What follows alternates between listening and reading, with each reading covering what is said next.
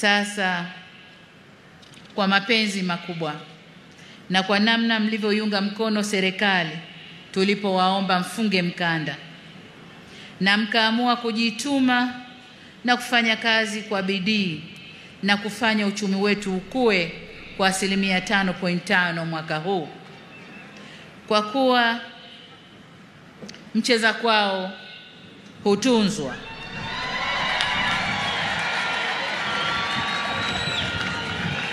Wafanya kazi oye!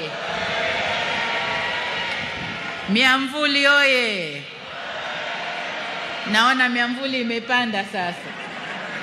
Wakati wote miamvuli ilikuwa chini. Sasa hivi miamvuli imepanda. Sasa kwa kuwa mcheza kwao hutunzwa, mimi na wenzangu, na baada ya kuangalia uchumi ulivyopanda, na umepanda kwa sababu ya nguvu zenu wafanyakazi,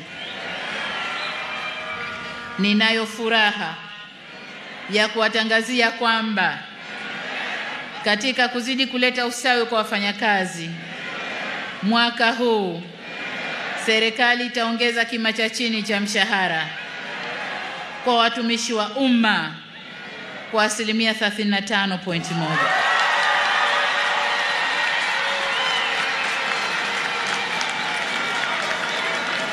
Wafanyakazi oye! Mshikamano, solidarity. Aya, tusikilize. Nyongeza hii itakayoanza kutumika mwezi Julai mwaka huu itaongeza kima cha chini cha mshahara kutoka shilingi 370,000 hadi shilingi 500,000.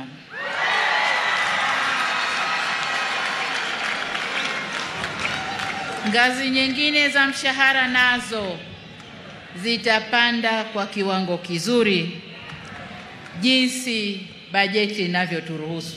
Lakini nataka niwaambie nyongeza nzuri ipo. Kwa upande wa sekta